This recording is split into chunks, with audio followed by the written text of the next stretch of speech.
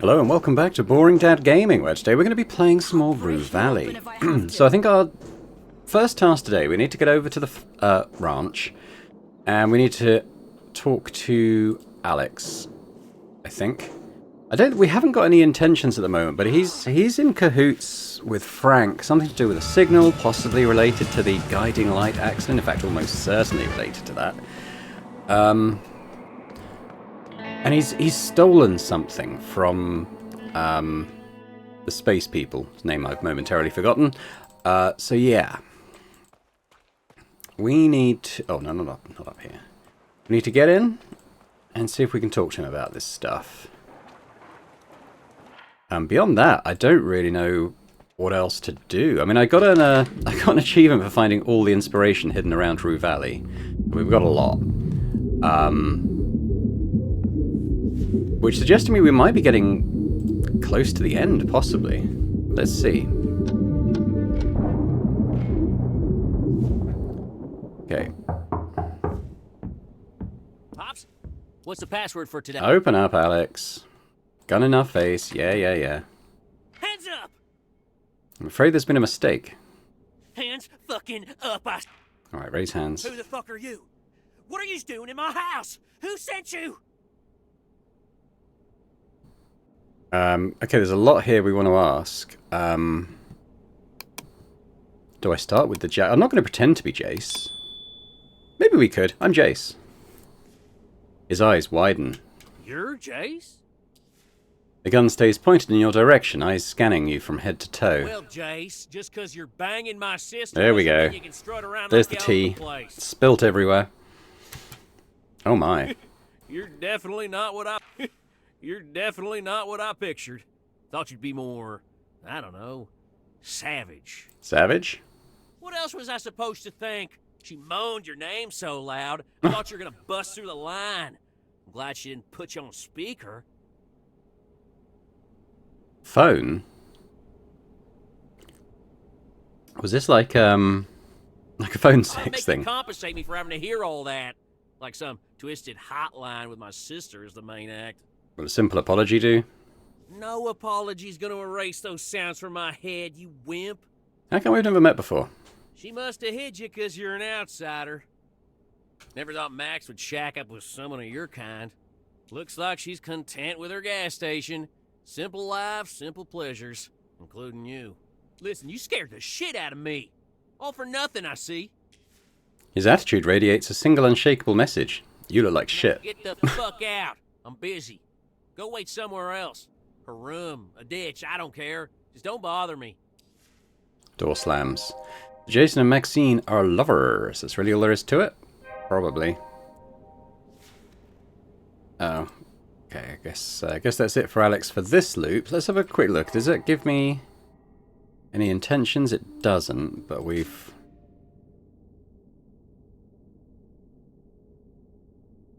Yeah, I don't know if that's gonna... I don't know if it's worth gonna talk to Maxine about that. I mean, possibly, but I think we need to end this loop, and we need to come back and we'll ask Alex about the signal and the equipment stuff. It might take a few loops to get to the bottom of all of that. So in fact, all I'm going to do is end the loop, come back here, and I'll pause while I go through all of that. Hang on.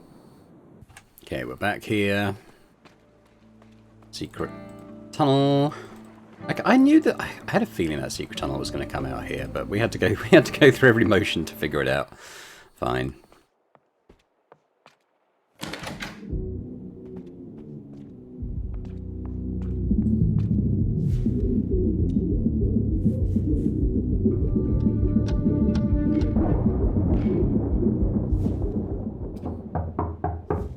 Pops, what's the password for... Open up.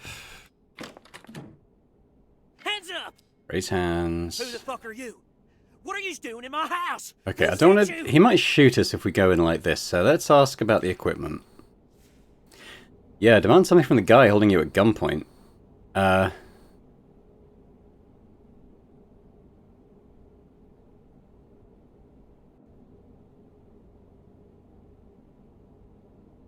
We'll go awkward. I'll wash your underwear in exchange for access to your equipment. You some kind of pervert? Stop looking around. Who are you and what are you doing here? It's got to do with Coral Destiny and their mission to Mars. Coral Destiny? Anger in his voice is clear and present. I'm doing some research on them and I need your equipment for it. So if you're researching them, why don't you buy your own equipment? No time for that. Why, you sick or something? Fucking liar. That didn't work, you just made him angry. But you're in a time loop, you can always try to convince him in a different manner, or you can try a different approach. Okay, we gained an idea now, so... Now start fucking walking.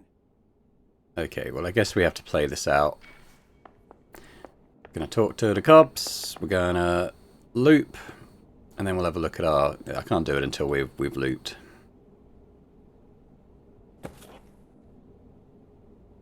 Hey, cuz, listen, there's a mother 20 minutes?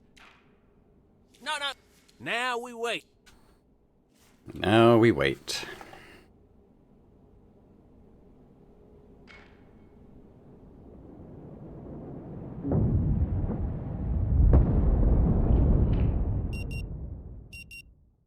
Alright, so, I'm just going to leave the docks. We're going to go back to the ranch. We'll try a slightly different tack on Alex. With me, Mr. Harry? Technically, Mr. And we'll, but for now, I'm fine.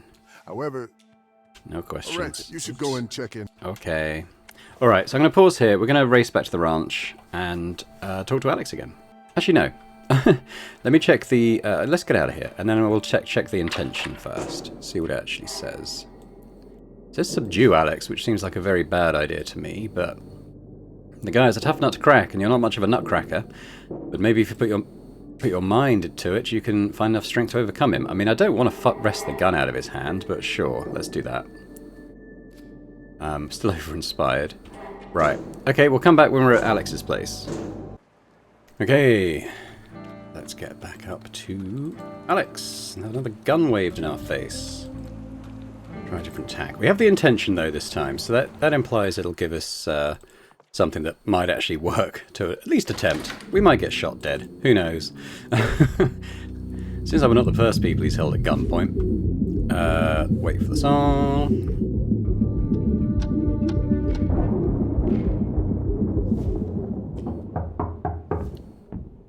Pops, what's the Pops. password for today? Open up.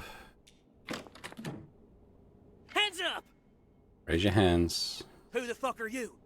What are you doing in my house? Who sent you? Let's try it.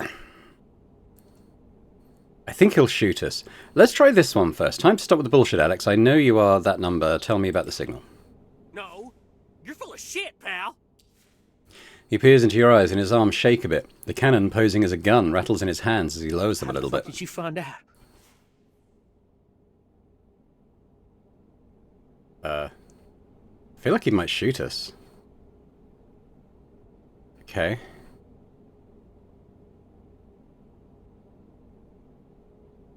I can't move anywhere.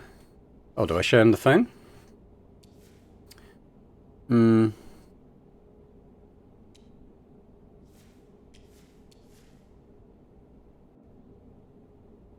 Strange emails? Show him these?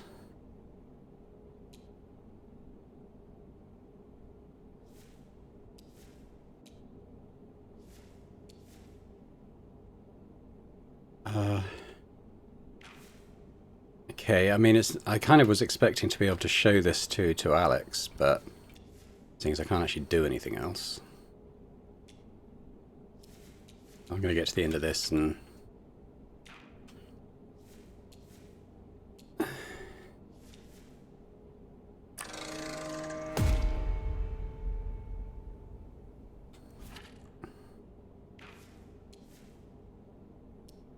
Yeah, okay, we've been through all this. I just want to show him Frank's phone, although maybe that's not a good idea, I don't know.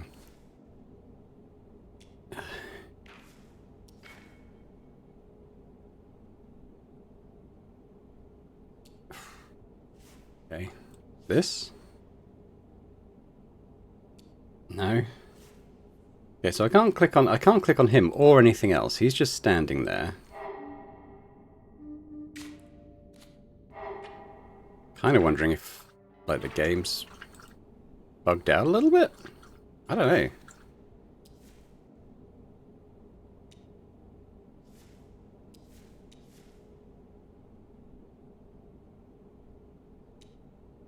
Why am I doing this again? Random.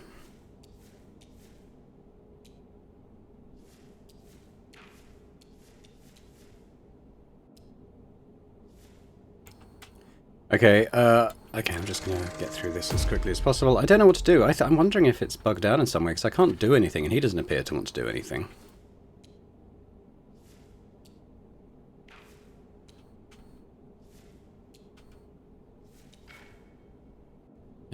Leave.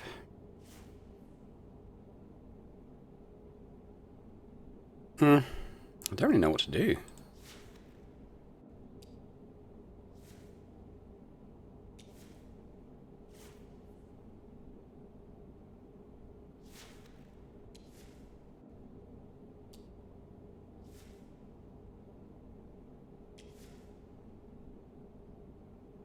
Okay, leave that. Does that mean I can enter that code into my phone?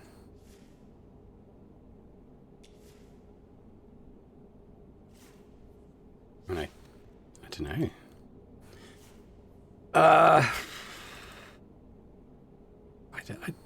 I literally don't know what to do.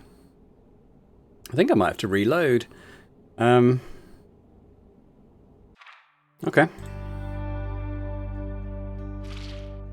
I mean, it's going to bring us right here, so it's not like I've lost any progress. But let's try and snatch the gun out of his hand this time. Probably a bad idea, but yeah. It is what it is.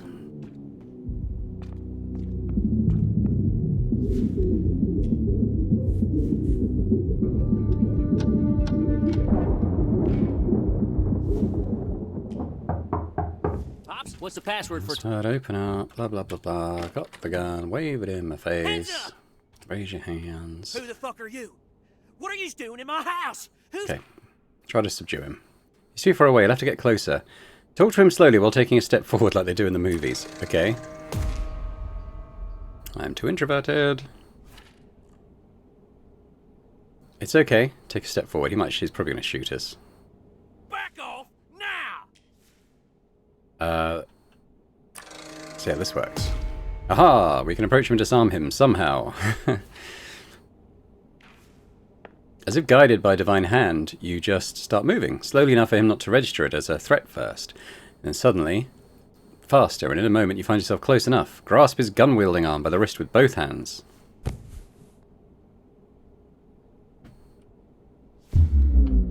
Ooh.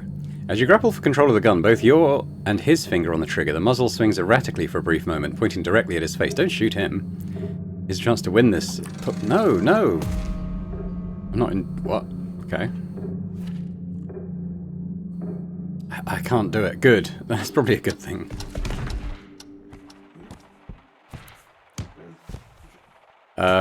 Whether for the better or worse, the opportune moment slips away as he awkwardly twists your arm, trying to loosen your grip on the gun, causing both of you to tumble onto the ground. Okay. I mean, that's an improvement. Let go!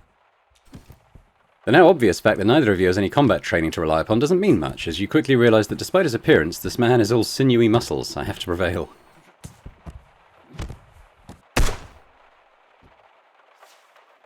A deafening bang shatters the air. Something erupts in your gut, searing and immediate. Oh, no. Shit. Shit, shit, shit. Hot, hot blood begins soaking down your shirt. The world narrows to this urgent thump of your heart. I didn't mean to. I'm so sorry. It was an accident. It's okay. Stay with me, man. We need to get you help. Don't you dare pass out. I'll try to stop the bleeding somehow. Yeah, that's really helpful. Sorry. Saw it in the movies. Your nerves scream and burn as if half your stomach has been mauled open. The only thing preventing your guts from spilling out is your clothes.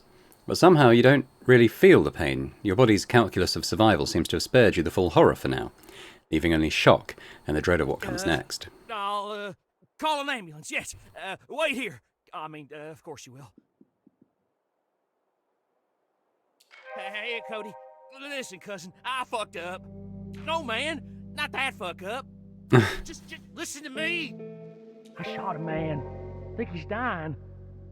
Status gained excruciation.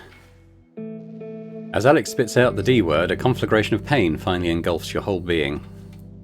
Time to face the truth. You are dying. I just had to chase that message, didn't I? We reap what we sow. Unluckily for you, curiosity doesn't instantly grant 9 lives. Like a churning ocean, the pain floods every strand of your nerves, overwhelming you. It's getting harder to breathe, to think even. It's getting harder to just be. I don't know. No, please, cuz. Shut the fuck up now, come. And bring Bet Jones. Alright, Alex is still here, persisting in his futile effort to save you, to pull you from this pit. Rising on the unrelenting waves of pain, your sense of being begins to drift, pulling away from your body. Force yourself down back into the body. Try and will yourself downwards with all your might. Your body spat you out and there's no coming back. Ever. Well, not for long. Alex, you made sure of that. Forget about him. Forget about the world. Focus on the pain of passing. Focus on the dying. Shouldn't be long now.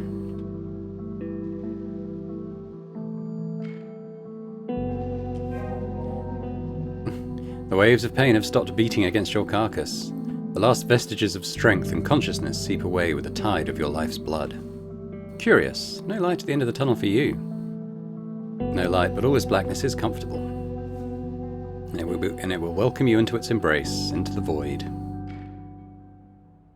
Kaboom! Reset. Second time we've died. Is it the second? Only the second? I think it's only the second. There may have been other ways to die, but we haven't done so. Still with me, Mr. Harrow? The words you hear are fuzzy like sound through a pane of warped glass, and your eyelids are firmly shut. But one fact cuts through everything. You're alive somehow. Well, we know how we're alive, because of the loop. The feeling of the all-too-familiar couch beneath you grounds you, every spring and seam still as uncomfortable as ever. I'd rather be dead than on this couch again. From gratitude to gripe in half a breath, you're alive and you complain about upholstery. Mr. Harrow, can you hear me? Open your eyes. For once, Dr. Fink's face gives you something like relief. The bushy eyebrows, the tired concern in his eyes. It's not just him, though. The room's familiarity steadies you. The couch, the clock, the box of tissues on the table, everything in its right place.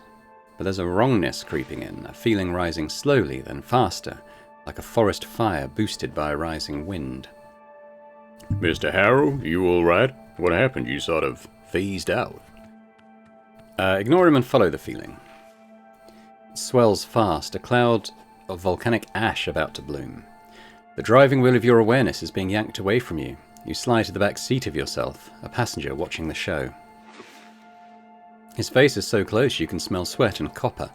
Fingers slip on metal. Let it go! It plays like a rerun you're part of, and you can't press pause or stop, completely aware of what's coming next. The almost deafening bang, the rupture in the blood, the mind-numbing, soul-crushing pain. No, no, no. You're safe, it's gone. Well, mostly. The discomfort, almost pain, remains, lingering like an echo. What does that do for us? You don't want to go there again.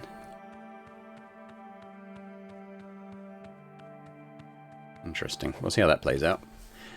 You're safe, it's gone. Well, oh, no, we did that. Mr. Harrow, what's going on? Why are you shouting no at me? I just remembered a rather painful experience. I'm sorry to hear that. Sometimes talking about the past stirs things you thought forgotten, even repressed. Whatever it was, you're safe now, far from the source of your hurt, and you're in the best place to process it.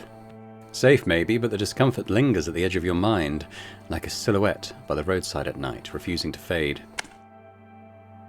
If you say so. He studies you carefully, weighing your words against your expression. Then he scribbles something in his notebook before focusing back on you. With that in mind, I feel obligated to show you some techniques that should help if this happens again. First things first, always ground yourself, both feet on the floor. Breathe deeply, then focus on what you can see, hear, smell, touch, even taste. Strong memories can overwhelm us, drag us back into the past. The way out is to anchor yourself in here and now, to focus on the present. Let's try it. Focus on your surroundings. What do you see? How does it smell? What can you feel under your fingers? Any particular sounds? It smells like air. Good start. Now what kind of air? Humid, dry, hard to breathe? Take a deep breath and feel the air. No revelations, just the same discomfort hovering at the edge of pain. Dust. A fair point, though I'm not sure what dust smells like except in books. Maybe that's my cue to clean this place up. Focus on touch now. Put your hands on your knees and tap them alternately. Left, right, slow and even. Alright, follows instructions. You tap each knee in turn, settling into the rhythm. You're not sure what you're supposed to feel or if it's even working, but for now you trust him. It should feel a little easier now. It should be a little easier now. How do you feel? A bit better? I'm glad to hear that. You can always use this exercise when you feel overwhelmed. It should help. In any case, we'll return to this memory during our next session. All right, then. Now, you only need to pick up the key card for your room. And I'll call the receptionist to make sure everything is in order. Alright, cheers. Now, we don't have enough time now to get to the ranch and see Alex again. That took 5 minutes off our... Oh, blop. Okay, we're not even going to attempt. So now it's just you, your thoughts, your questions, and that lingering feeling that won't abate. Start with the obvious. You're alive. Not entirely okay, but moving and breathing. That lack of okay might have something to do with being shot. Whatever the case, it was a disturbing experience as a whole. It still is. But it's over. It happened, and now it's gone. You're in your room, a safe place. All you need to do is cool down, breathe, let it pass. It's interesting, we didn't do this much soul-searching after we died in the car wreck. But it's not working. Probably because of the thought that keeps pushing to the front of your mind, elbowing left and right. I need to get into Alex's room and use his equipment. Right, so what went wrong the last time? Let's start from the beginning. You needed new tactics, so you just started moving and somehow found yourself close enough. And then you grabbed his gun hand with both of yours. For a heartbeat, your finger even found the trigger. You could have shot him. You could have shot him. I wasn't ready for that. That's the crux. You either fire or you seize the gun and pretend you'll do it. No hesitation. So you both ended up on the floor, rolling and clawing for the weapon. Two cavemen fighting over a sharpened stick. No ground gained, only breath and panic and metal between you. It turned into total chaos. You also underestimated his strength, judging by appearances. They were deceiving. All in all, you gradually lost control of the situation. If there's one takeaway, it's this: never lose control. And that loss of control made him stop. Think he's in control, but in fact he wasn't, and stop. Your voice echoes through the empty room. Silence follows it, the only answer to your plea. That moment is too much. You don't want to face it. Hell, you don't want to relive it ever again in your head or otherwise. Yet, you still need that equipment. Try talking to him again. Didn't work the first time or the second. It won't work no matter how hard you push. Maybe I could cobble together my own version of his gear? You're missing tools, materials, and a manual. Even the loop has limits, and these are impossible to bypass. Maybe I can find it somewhere else. Who, Dr. Fink? Let's get real, he's the only one. But I'm out of ideas. Not quite. What if you could find a gun too, and as soon as he opens the door... I have to become a murderer? No, not happening. True, even if the loop revives him, your memory will remain. It will live inside you, changing you within, while nothing changes without.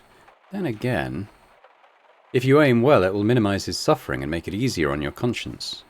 One bullet could end it in a moment. No risk. No risk at all. Can't believe I'm even considering this. It's just an idea. Thoughts that lead one to another. A mental experiment, nothing more. But you should totally explore other avenues. Look for a better solution. Who knows? Maybe there is another way. Well, that's enough. Alright, well let's have a look at our Mind Palace again. See what's going on in here. So, hang on. So, subdue Alex K was unsuccessful. I guess we'll have to follow this route, although there's a way to avoid doing it. I will try and find it. What did it actually say?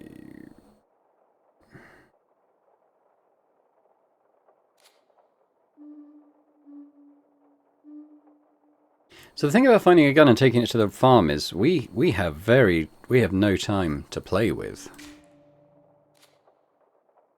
At all, like at all.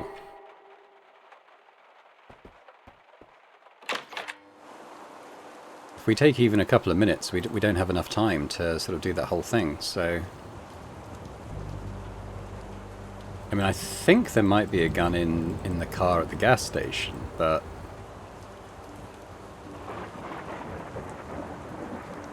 Talk to Robin.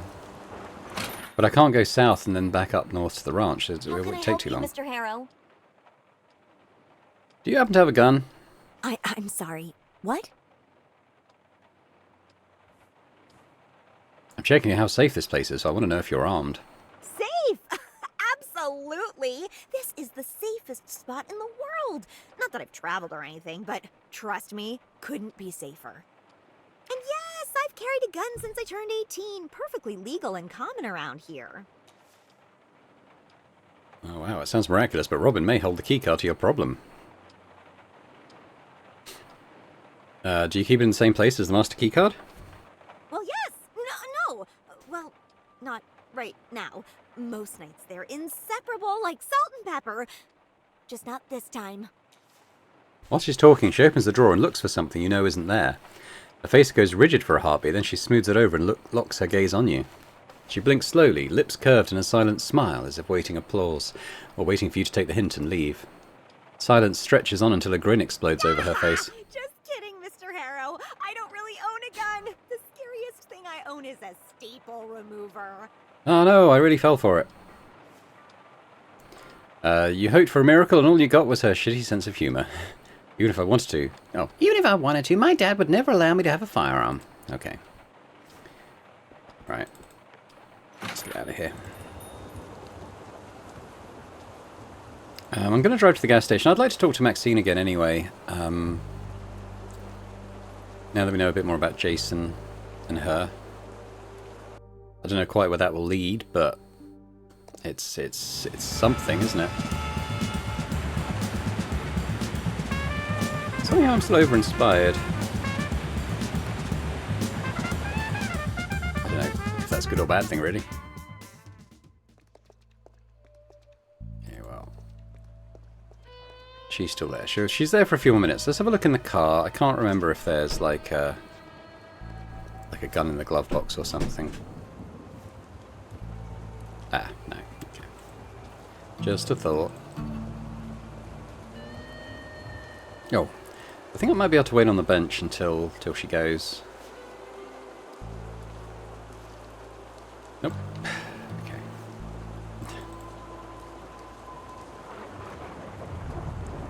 Just gonna have to. No, not like that. I'm Just gonna have to overhear the conversation, I think. Hey. Not here. Yeah, I just. Wait, I just have to see it once more. Thanks. Lightning's gonna go, then she leaves. Okay. Now let's talk. Welcome to Max Gas. You need some help getting gas in that city car yard, or you don't want something else? We got You no aren't- booze, mind you. You armed by any chance? Actually, I know where there's a Don't gun. be silly. Of course I am. I just remembered. Can you show it to me? She frowns, eyes darting across you. The quick probe ends with a derisive sneer. In a blink of an eye, she reaches into her jacket and draws a hand cannon, polished chrome blinding in the neon light. The weapon is identical to Alex's. Your stomach burns with the memory of pain fogging your mind. Series a Thunderbolt 44. Lethal at 100 yards if you're proficient, 50 if you're novice, and if you're green, 0.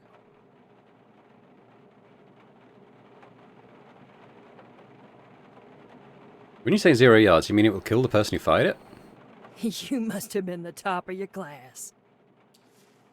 With a quick move, the gun disappears under her jacket like it's not even there, but in a pocket dimension. She casts another look at you, but this time her brows remain Why do furrowed. you want to see if I'm armed? I need to get a weapon and just want to see what your preference is. That's clever, especially coming from a city dweller. For you, I recommend a pennyweight 5mm. You might just be able to handle a recoil. And listen, pal, Pennyweight.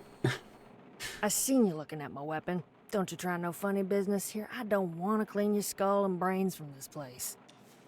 She's not exaggerating. There's no way in hell you'll ever be able to lay your hand on her gun. Is there anything else, or should I throw you outside? I think we leave. Okay, so I've remembered where to get a weapon, and it's doable. I don't know if it's functioning, but I don't think we need it to be. I think the threat of it might be enough to do what we want to do. So I'm just we'll drive back, we'll re-loop, and then we'll head straight back to the ranch house.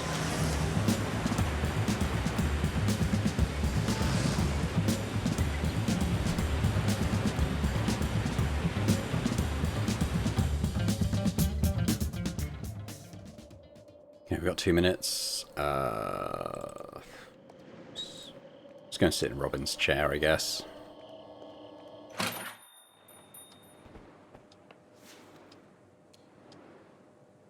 Is that wheelchair always there? Can't remember now.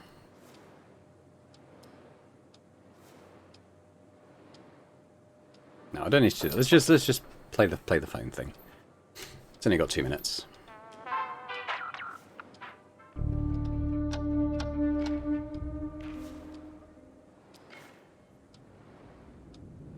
Boom.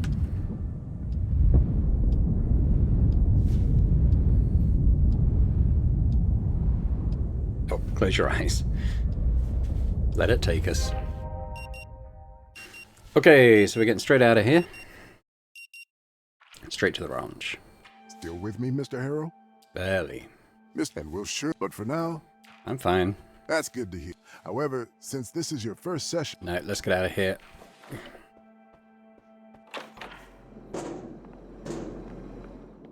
Come on, you thief!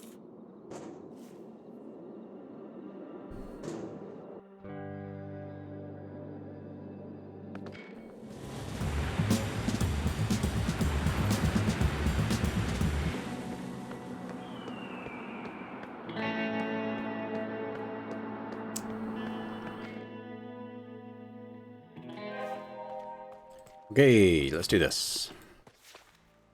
As the manor looms in the distance, the uncomfortable feeling starts to pulse. Stronger, sharper, visceral. We don't have over-inspired anymore, incidentally. Your memory of being shot, the pain you desperately keep shoving away, pushes through your defenses, threatening to overwhelm you. You focus on the house to avoid all those thoughts and feelings, but it only gets worse. The building itself seems to mirror your mental state, making it look repulsive and terrifying. No way, I'm going back. Oh, come on. Oh, it literally says, oh, come on. I wasn't even looking at that. I was looking at the dialogue choices. You won't be wrestling with Alex this time. You don't even have to knock on his door. He's listening to the music. There's no risk at all. Absolutely true, but I'm not going in. Yes, we are. Come on. Yeah, it's scary, but sooner or later they have to go in and confront Alex. The equipment is in his room, after all. Hey, maybe you can use that technique that Dr. Fink showed you to keep panic from swallowing you whole while you went to the house. Maybe, maybe not. Maybe later. Okay. Well, at this moment, it's your only bet. Okay, well, let's have a look at the brain map then. What's going on? Oh. Let's have a look at the brain map while we're waiting for the loop. Excruciation regurgitation. Could Dr. Fink's simple calming technique be turned into a deliberate act of self-confrontation, helping you overcome your fear of setting foot in the K ranch house ever again? All right. Okay. I mean, sure.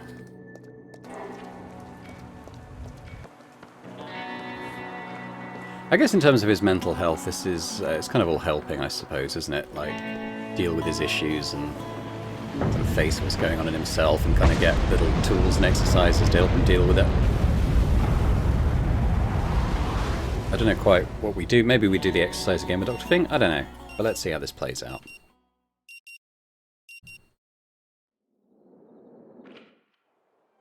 Still with me, Mr. Harrow? Yep. Mr. Harrow, and but for now...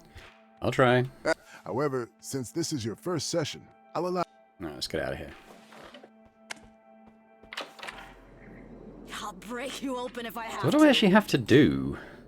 Let's return to the source in front of the ranch house where fear overwhelmed you and prevented you from entering it, and use Dr. Fink's tapping technique, not as a shield but as an anchor, allowing you to deliberately step into the heart of the excruciating memory and hopefully overcome your panic. Yeah, okay, that's fine. We need to go over there anyway, so let's do so again. I'll pause here. We're just going to be doing the travelling, so Here we are. Okay, so he's probably going to wrest control from me again. Alright, here we are. Time to overcome this feeling, or at least make it bearable enough. Dr. Fink showed you a technique to calm yourself and handle the overwhelming emotions. Well, that should come in handy now. I tried, and it helped a little. So it's not a completely useless technique. You should try to apply the technique fully, commit to it. Go back to the experience you avoid so much. But first, grounding and breathing. Okay, grounding. You check your balance, settling into a stance that feels comfortable even while you stand. Check your breathing. Looks okay so far, not too fast, not too slow. It feels normal. Okay, you're as ready as you'll ever be. Start tapping. 1, 2, 1, 2. You slip into a rhythm immediately. As you start tapping, you focus on the moment, and the string of emotions and experiences hits you. The failure. How could you fail? You had a plan, an idea, and yet it collapsed. More precisely, it collapsed through you. Still, something else left a darker, deeper mask, the thing that keeps you from moving on. The shock. Your mind had a way of shielding you from the obvious. You fought a man with a gun. Getting shot was always on the table. Your brain whispered, "Nah, you're fine," the whole time. No wonder you were surprised when you realized you're not. It's hard to process, but the lack of utter panic in your stomach tells you it's not the one you're searching for. The fear of what comes next? Yes, the universal fear of the unknown, beyond reason or emotion. You were embraced by the void.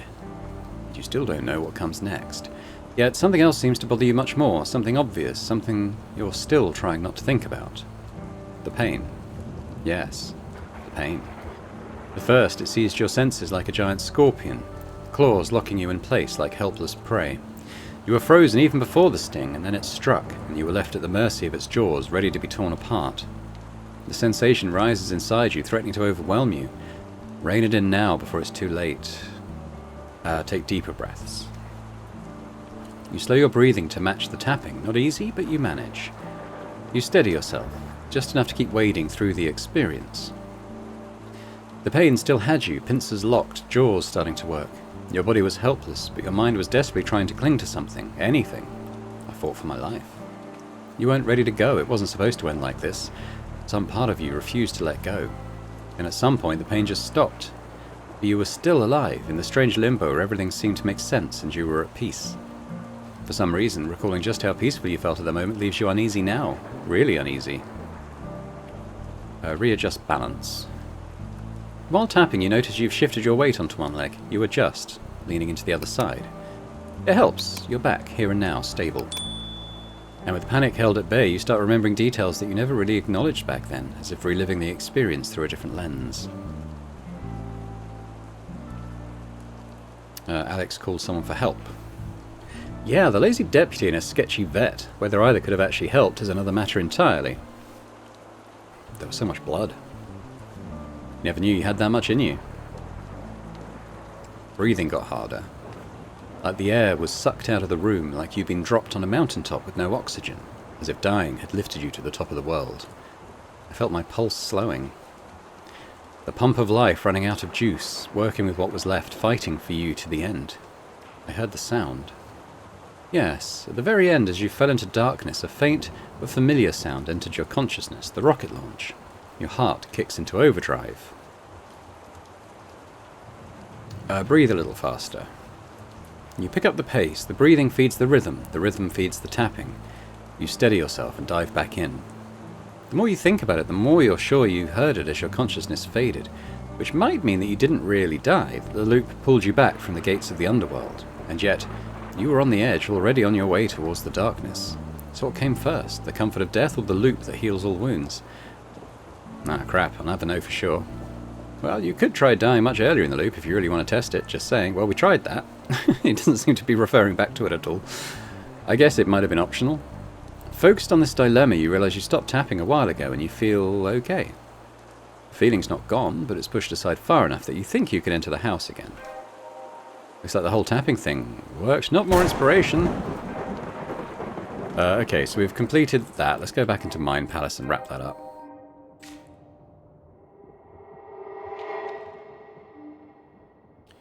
You may never know the truth, and you're not curious enough to ever try confirming the one theory or the other. Yeah. Okay, so we should... Although that took a minute, I think that we still have enough time to play with, so... Let's go... grab the gun.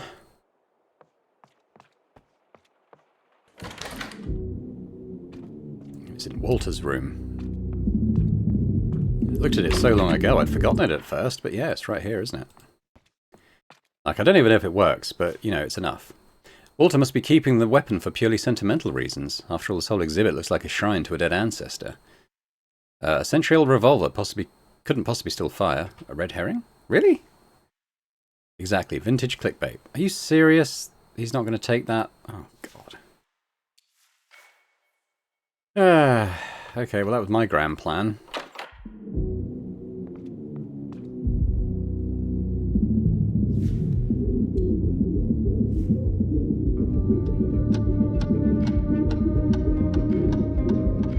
Taken too long.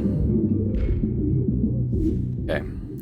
No point doing that now. We obviously missed our chance with that song, so let's not bother now.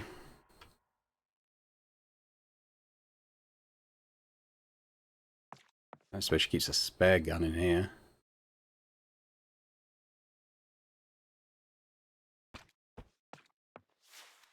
I really thought that would be it. Right, I'm taking this book. In the absence of anything else.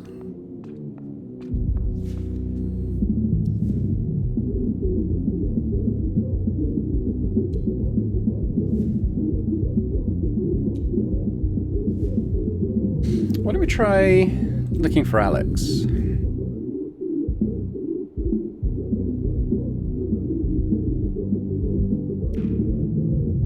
What about Signal?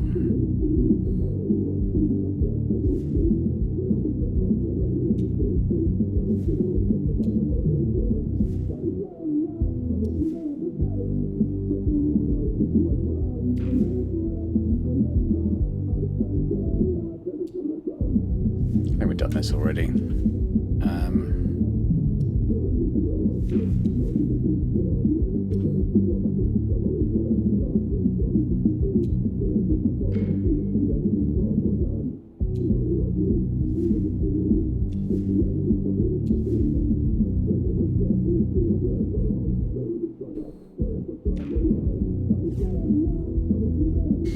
Oh well. Let's just wait for the loop to close. Yeah, well that was my big idea. Which was immediately shut down by the game.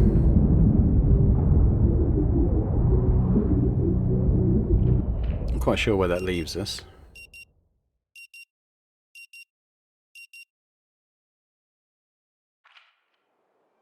Still with me, Mr. Harrow? Let's ask. Okay, let's just go through the motions of asking everyone we know about this. I know this may sound odd, but do you have a gun? His bushy eyebrows freeze in midair. The rest of him seems to lock up as well. I can imagine a million reasons you might ask me that question. None of them good. I just wanted your opinion on civilians owning firearms. Oh, I have an opinion, thank you. But that isn't the crux of the problem here. I'm still not clear on your intent. Are you planning something problematic? Always. His eyes puncture yours, 2 neat needles or bullets hunting for soft spots. Course not. The stare roams your face, searching for the telltale twitch that gives a liar away. Mr. Harrow, your situation is such that we must take care your actions don't ever veer into something that might look concerning. Which brings us neatly to the next topic. The incident that brought you here in the first place. The sooner we start talking about it, the better. Sure, let's give it a shot. Next session? A brief smile ghosts across his mouth. A single nod of approval. To hear. We'll revisit it at the start of the next session. Now, whatever the reason you asked for a gun, can I have your word you'll do nothing irreversible before we meet again? He'll never let you go until you promise this. Yes. He nods, satisfied, jotting another line in his notebook. Genuine approval or professional theatre? Hard to tell. Whatever the case, you're none the wiser about whether he owns a gun or not. The Doctor is a master at reflecting every question back at you and turning it into an examination of your mind. Glances at the clock as always. That's it for today. You should go and check in at the office. Alright, well, there's other people to talk to. Maybe we just have to go through the motions of talking to everyone about it first. So let's talk to Riley. Sure. Fix the machine, make her a coffee. Do you, by any chance, have a gun? For a second, she's frozen as if you have hit the pause button.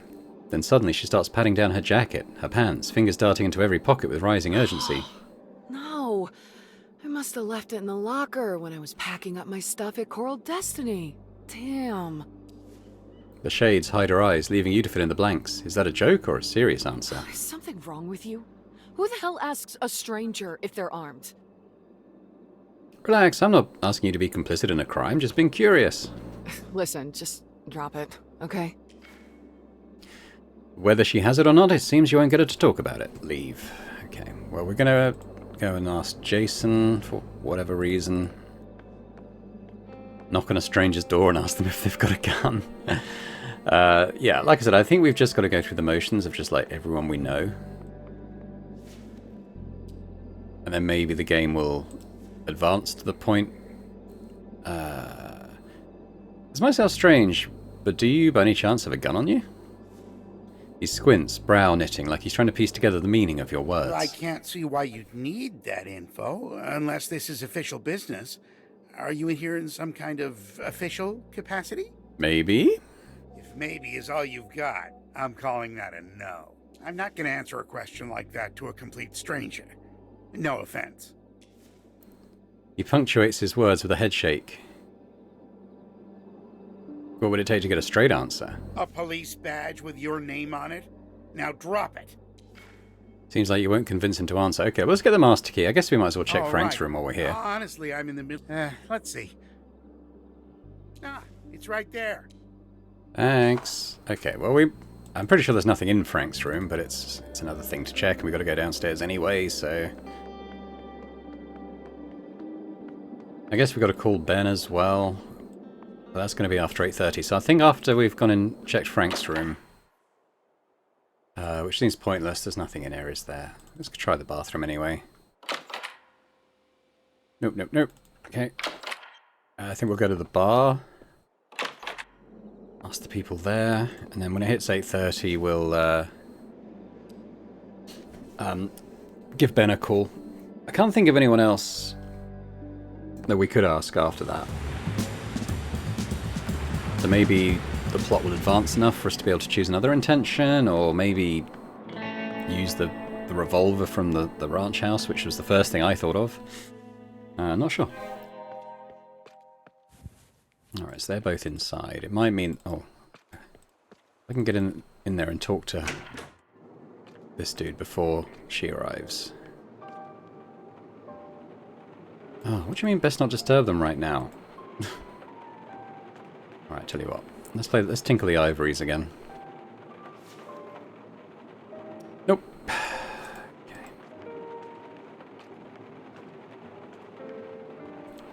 If I sit on the bar stool.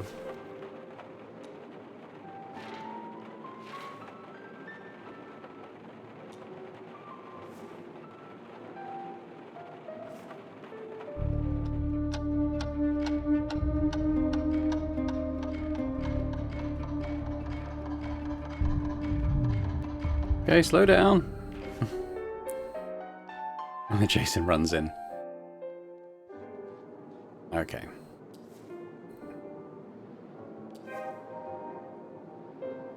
$8:43, that's fine.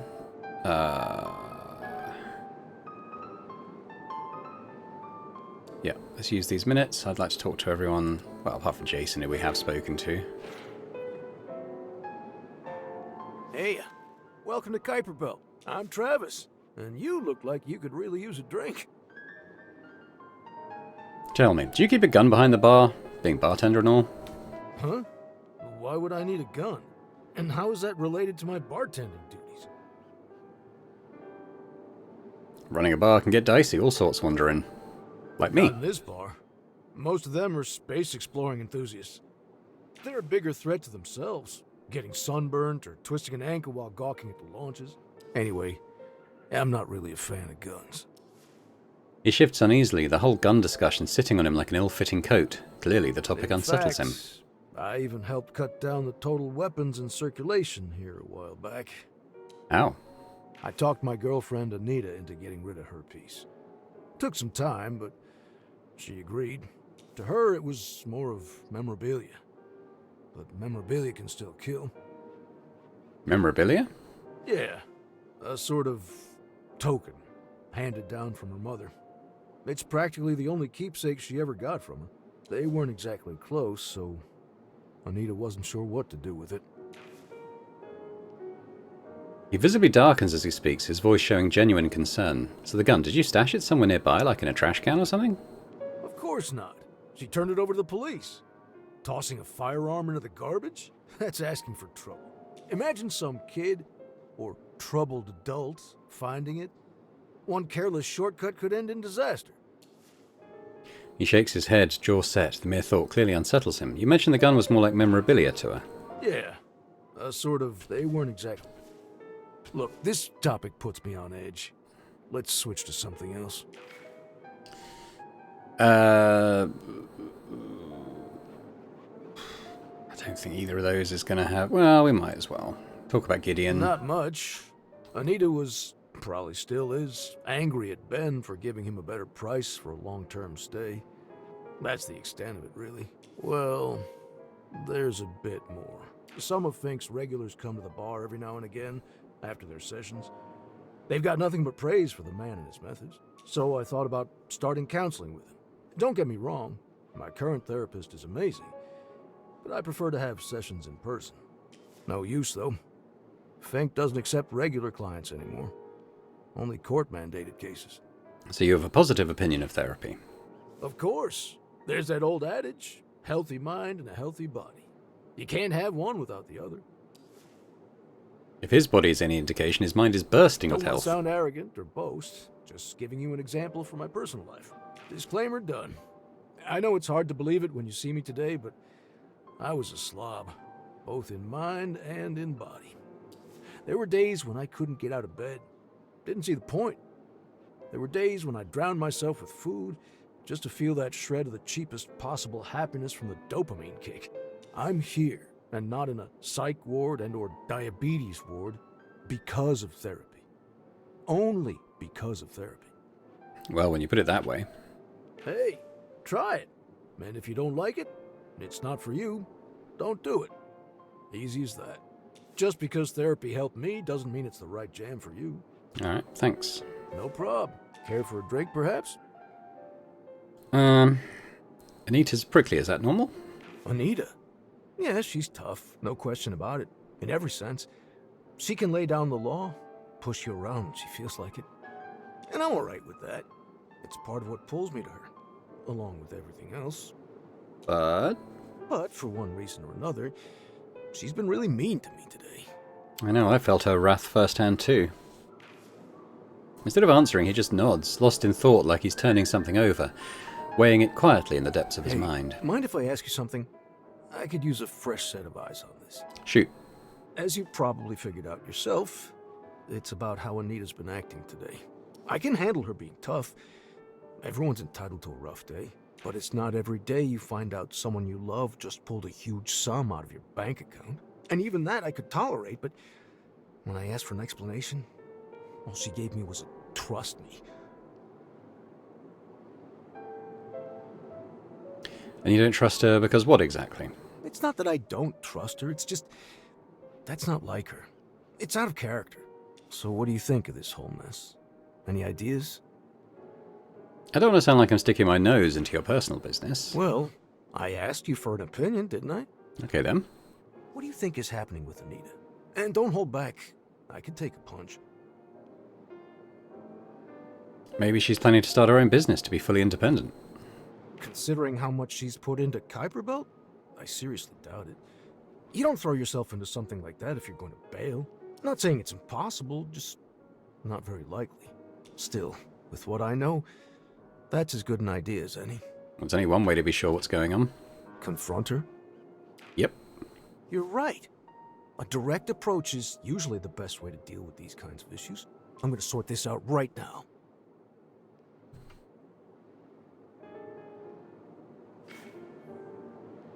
Okay, so we have 1 minute. Oh, we could maybe get in that back room.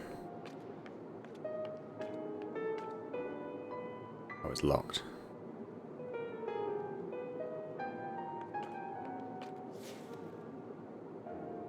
I guess we'll take the book. Our stash. We could go up and eavesdrop, I suppose. I mean, why not? And there's much else to do.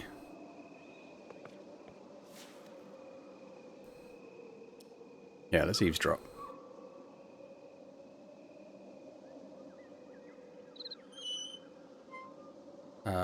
Yeah, grab a seat, pretend we're checking our phone. Playing the role of the uninterested bystander. Classic, but effective. Anita looks vulnerable and fragile standing against Travis, who looms over her like an avalanche ready to Planning fall. on leaving me? His voice is steady, but there's a hint of despair beneath it. A new layer you haven't heard before. Anita's body jolts at his words, like something sharp just pierced through her defenses out of nowhere. She reaches into a pocket and the token comes out, already spinning between her fingers. She didn't expect this for sure. With a long sigh, she locks her eyes on his, steady, unblinking. Travis doesn't move, not 1 inch. You think I took the cash because I want to leave you? She shakes her head, a mix of disbelief, disappointment, and simmering anger. How can I not think that? You're shutting me out, taking my money, and you're keeping secrets from me. What else am I supposed to believe?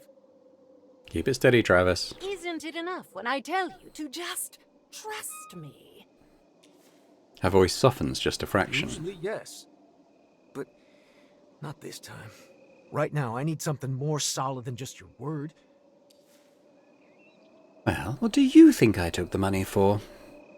Her words drip with anger, cutting sharp. Travis, you know what to say. Because there's someone else, right? That's why I think you took the money. From your angle, it seems like Anita's pulling away, creating distance. Probably just a trick of the Tell me light. I'm wrong.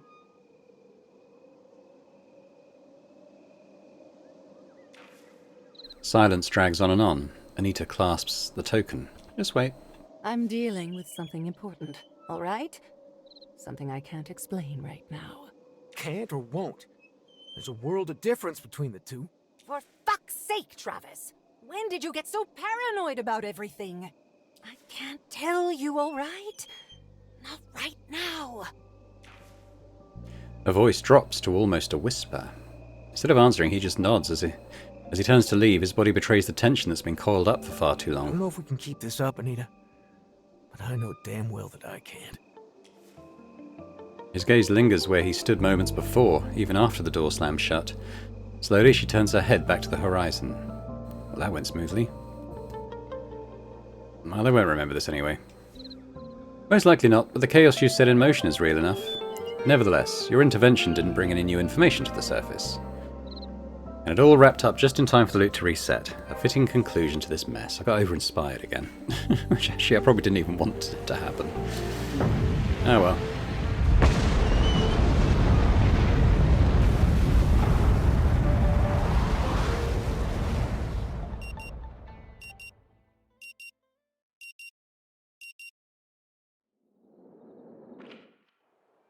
Still with me, Mr. Harrow? Hello again, Dr. Fink. Mr. Harrow, and but for now, I'm fine. that's good to hear. However, since this is your... I gotta go. Give me my coffee, you jerk! Alright, well, not sure quite where we go from here.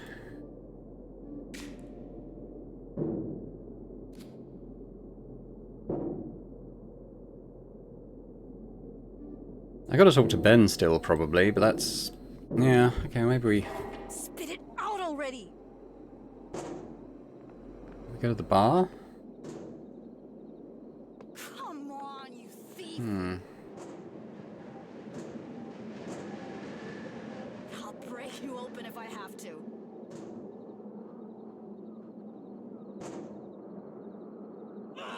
I'm wondering if he might go into Jason's room after Jason's gone now. And potentially look for a gun. So let's get the master key now, while Jason's around.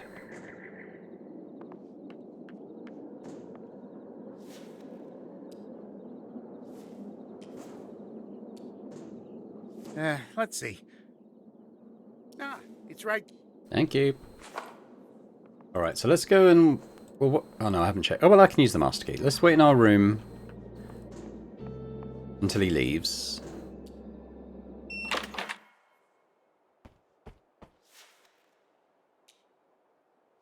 We're just gonna muck around. No point calling Ben now. Okay, so that's my options, is it? Okay, how do I kill some time? Let's check our luggage. I don't suppose we brought a gun and then forgot about it. Put it away.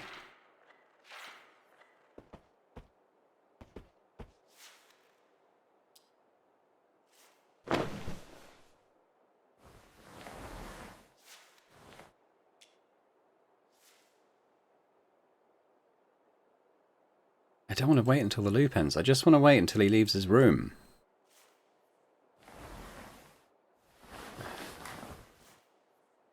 How can I kill some time? Come on, you thief!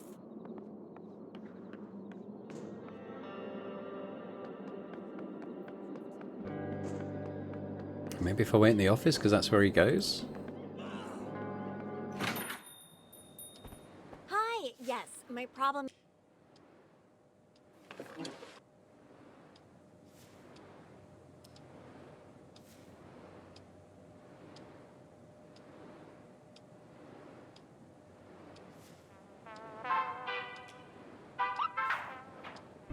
I think she only finishes the call when he goes in there, so...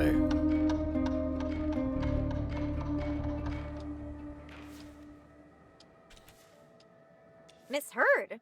No! Yeah, wait until something interesting, which should mean Jason coming in.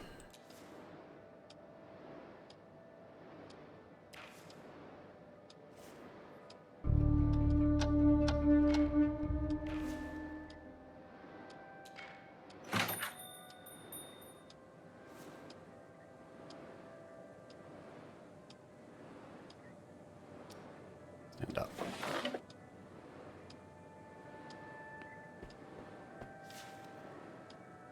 Robin, the Wi-Fi is not... Alright. Well, okay, so they're going to have their chat. He's going to cycle off. Let's see if I have any desire to go into his room and have a look around. Otherwise we'll go to Kuiper Belt.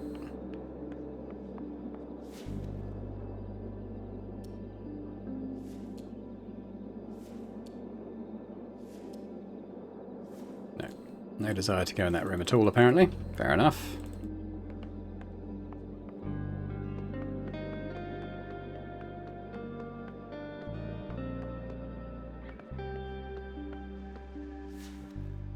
The only other thing I can think to do is to talk to Anita when she's on the roof, but... Okay, I can't. Game will not let me.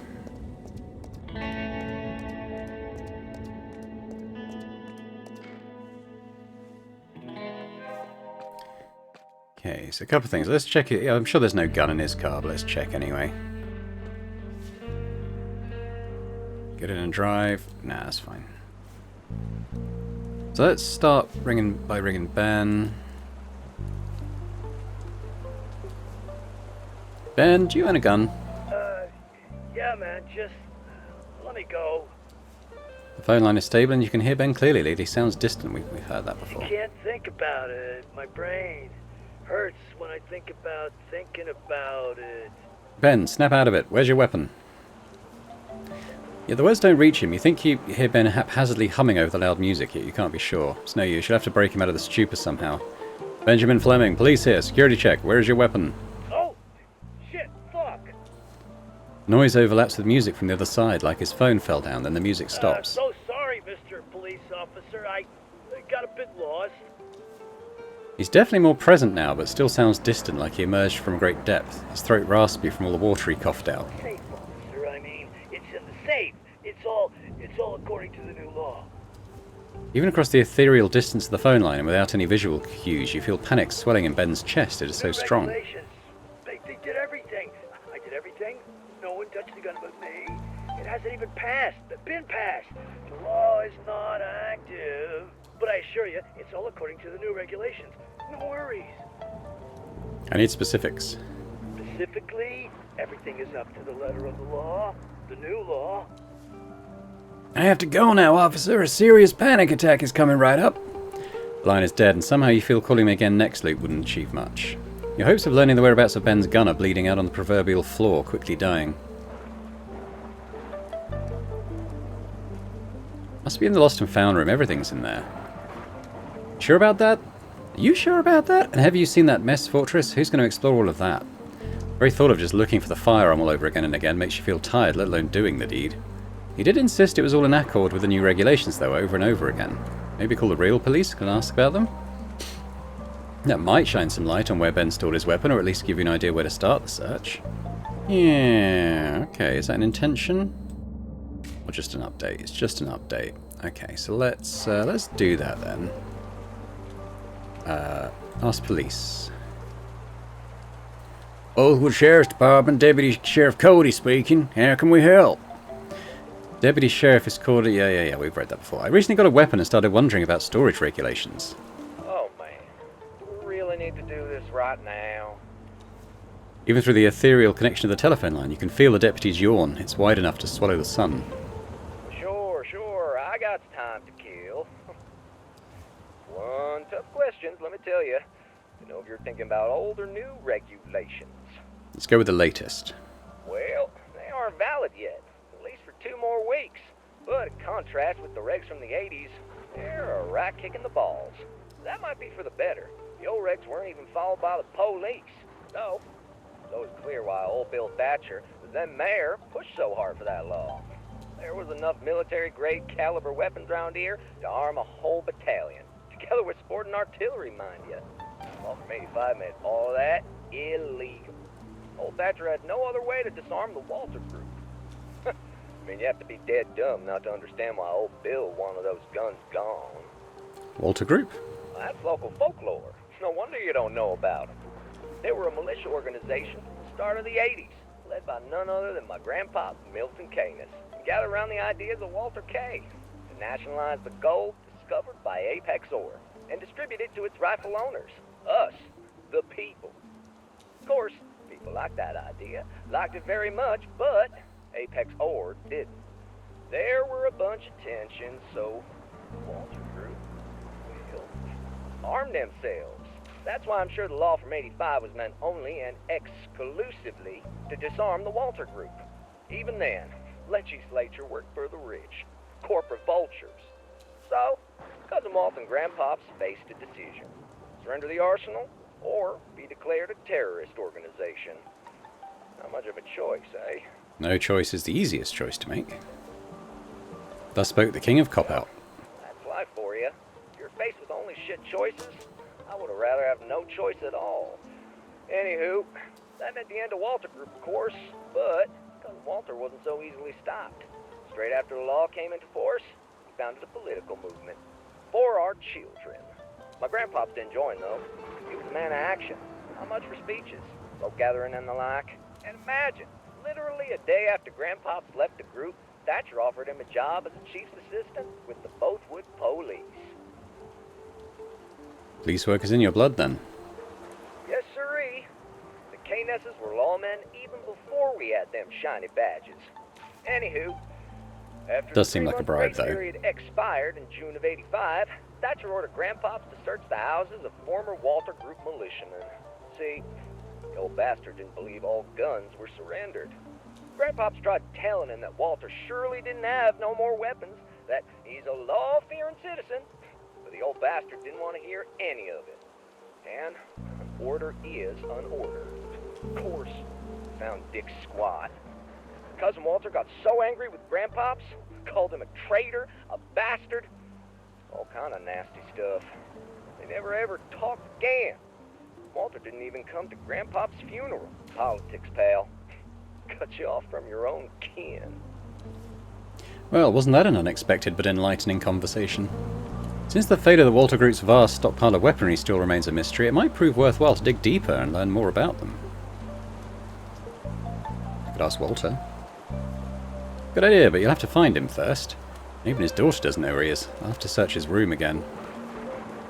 But first, let's finish this conversation. You hear the sound of Deputy Cody munching something, but he didn't even tell you what you actually wanted to know. Okay, but what does all of this history have to do with weapons storage regulations? Thing I've said, pal? New regulations are based on the law of 85.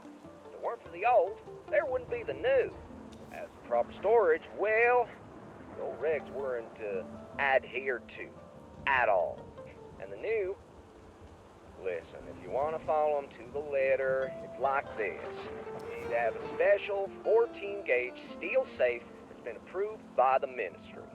Ammunition can be in the same safe, but it must be in a separate 10-gauge steel box in its original packaging. And the safe itself must be sealed by the sheriff, and only unlocked by a fingerprint of the weapon's owner.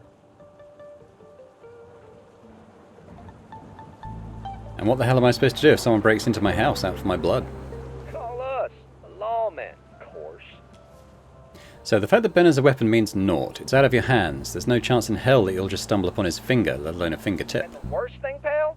Sheriff already scheduled visits to all registered weapon owners. Lucky us, and thanks to the 85 law, there is a list of owners. Otherwise, we would have to go house to house. Still, shit ton of work. A register of weapon owners? After wading through shit, you finally struck gold. Ooh, there we go.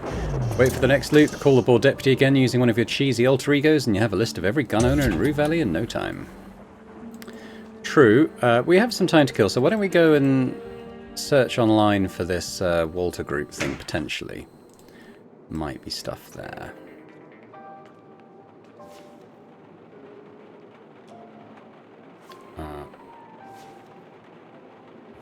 Okay, well, I guess it's not going to let me do that.